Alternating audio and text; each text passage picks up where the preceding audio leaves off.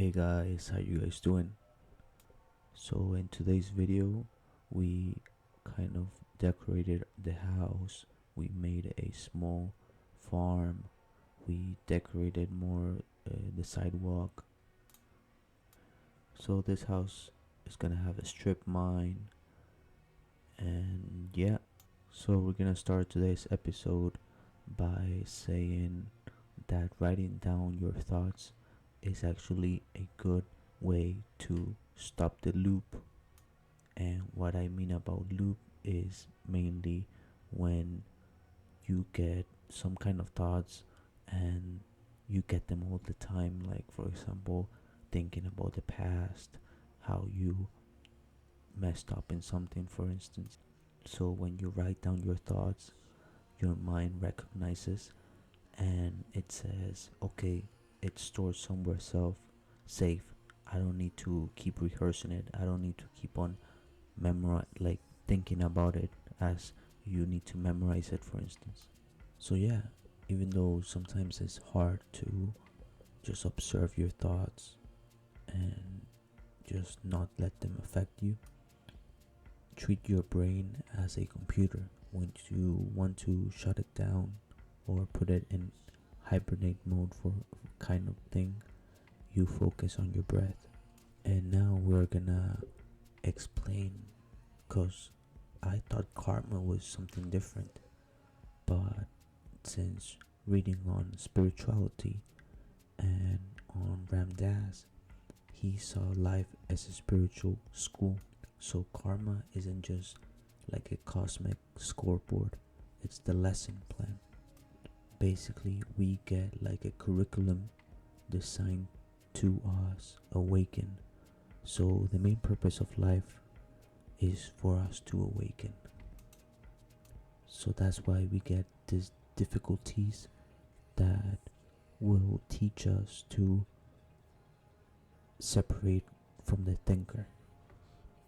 He also said that suffering is a teacher. Suffering isn't something to be avoided, it's something to be understood. It exposes our attachment, it humbles the ego, it forces us to seek deeper meaning, it opens the heart to compassion. It is believed that many people only begin their spiritual journey because of suffering. Without it, we might remain asleep in comfort and illusion.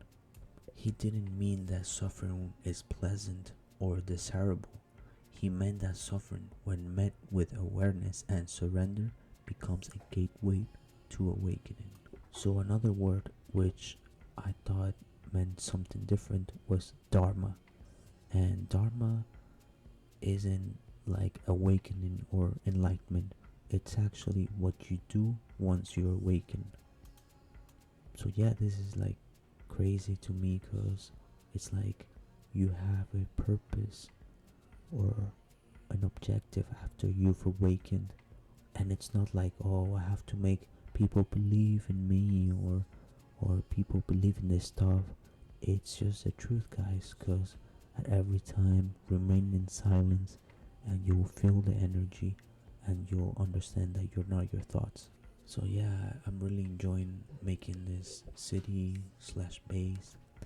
We made even like a meditation center, which we have like a waterfall. It's really cool. Like you guys would see me sitting there. And I'm thinking of making other kind of spots or places in which I'll maybe make like a mosque or like a small church. I don't know, I feel that that's a cool kind of project. So sometimes I also ask myself, how do I know that I am not my mind? Or how do you know that you're not your mind? So basically, by cultivating the witness, a silent observer within you that watches your thoughts, emotions, and reactions without judgment. When you watch your mind, and what I mean about this is just being aware of what you're thinking. So let's say I'm thinking something right now, and I'm kind of I kind of see it in it from far away. It's like it's a sensation that you guys need to feel. So yeah, when you watch your mind, your fears, plans, judgments, and memories, you realize there's a part of you that is separated from all of that. That part of you is your true self. Try to listen for the next thought. Wait. Notice the silence in between the thoughts. In that silence, you are, but the mind is not speaking. That silence is your true self. And something cool that also Ram Dass said is, and this goes back to how we are all connected, and only what separates us is our mind, our thoughts, our expectations, our emotions at the moment. Yeah. So he said, I love you independent of what you do or say. I love you, allowing you the choice to go to God or not to go to God. And very rarely have you been in this situation with another human. So yeah, very rarely, in the sense of you can feel it when you're in love with someone, or when you connect with the eye contact with somebody and just feel an energy, and independent of what they do. And yeah, I'm not saying if they do something bad, obviously you don't have to stick around with them, but understand that it's their mind that took over of them, because in our pure essence we are all connected, and you can feel that with even animals, and animals are in a pre-egoic state, we're in a post-egoic state. So that's what separates us. And also, something I ask myself is, how do I break the loop? Or how, when I get a thought, like I know that I am the witness, I'm the observer of my thoughts, but sometimes I hear that the thinker is speaking, or like a radio is sounding in the background, and I'm wondering, how do I shut it down completely? Sometimes, I don't want to be bothered by that sound. So there are few ways we can bring awareness without feeding. So we notice a thought, but don't push or pull. If you fight it, that's fuel. If you indulge it, that's also fuel. So you just notice it. Oh, here it is. That's the ego looking for an identity. An identity is always focused on the past or the future, so you're not living on the now. Another way is to interrupt it, so switch to something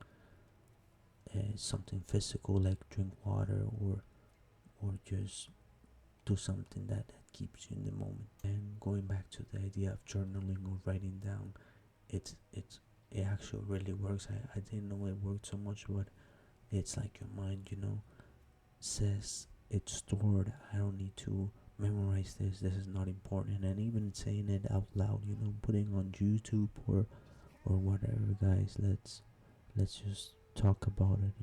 And an amazing quote of spirituality, and it's often repeated by the spiritual teachers, is that I'm not here to teach you anything new. I'm here to remind you of what you already know. So that's crazy, because I'm speaking to your soul right now. Your soul, you may think whatever of me, you may think that that I don't know what I'm talking about, or you don't understand me. But at the end of the day, I'm talking to your soul right now, and your mind is blinding you. So yeah, as I said, this is a nice, cool looking city slash base.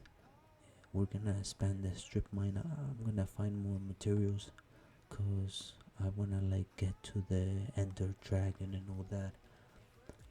We're taking things slow, um, and yeah, we need to find some more diamonds. And I'm thinking of making like an iron farm. So in the top level, next to the village, I wanna make like a factory or some sort, like automatic farms. Automatic farms with water going down and bringing the wheat. And then I want to make like an iron farm, more in, I don't know, in when I'm gonna make it.